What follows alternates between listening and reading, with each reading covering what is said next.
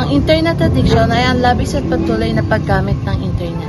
Maaari itong maging negatibong epekto sa kanyang personal na buhay, trabaho at kalusugan. Ang internet addiction ay isa sa mga dahilan kung bakit ang isang individual ay nahihirapang makipagkapwa sapagkat nagpo-focus na ito sa kanyang mga social media accounts. Ang internet addiction ay hindi muna natatapos ang dapat mong gawin.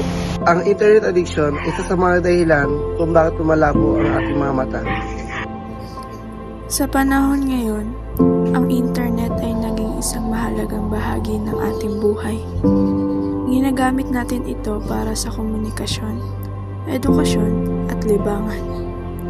Ngunit ang labis na paggamit nito ay maaaring magdulot ng pagka-addict, isang kondisyon na may malubhang epekto sa ating pisikal at mental na kalusugan.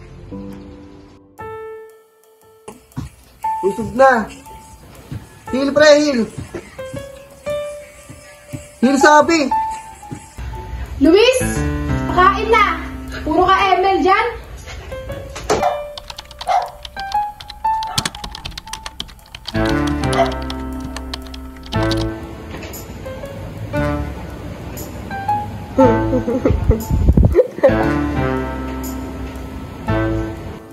Sa MIN talaga.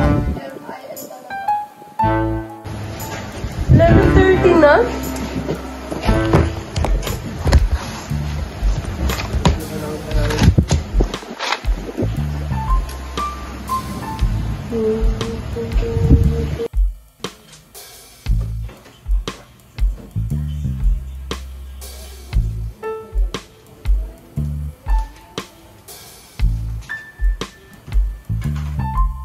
Ali, kunin mo yung ulam doon.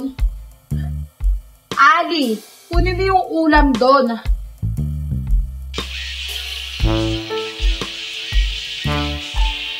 Puro kayo naka-cellphone. Ikaw, Ako naman! kanina pa kita tinatawag, wala kang naririnig. Pakain na, kunin mo na yung ulam doon. Ang pagka-addict sa internet ay nailalawan sa labis na paggamit ng internet na nagre-resulta sa pagpapabaya sa mga responsibilidad, relasyon at kalusugan. Ang mga taong may internet addiction ay madalas nakakaranas ng pagkabalisa, depression at paghihiwalay sa lipunan. Maaari rin itong magdulot ng mga problema sa tulog, pananakit ng mata. Mahalaga ang pagpamulat sa mga palatandaan ng internet addiction upang maagapan ang problema. Kabilang dito ang labis na paggamit ng internet, pagpapabaya sa mga responsibilidad, pagbabago ng ugali, at paghihiwalay sa pamilya at mga kaibigan. Ang paglaban sa internet addiction ay nangangailangan ng pagtutulungan ng pamilya, mga kaibigan, at mga professional. Mahalaga ang pagtatakda ng mga limitasyon sa paggamit ng internet, paghahanap ng mga alternatibong libangan, at pagpapaunlad ng malusog na relasyon. Sa pamamagitan ng pagtutulungan at pag-aalaga, maaari nating matulungan ang mga taong apektado ng internet addiction na makabangon at makabalik sa isang malusog at produktibong buhay.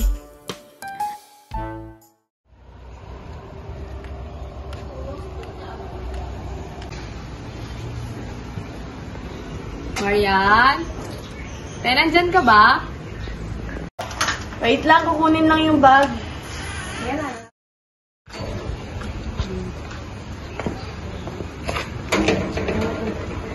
Yung ulan. Ba, hindi ka pa namigo? Late na tayo, huwag mo naisipin yan.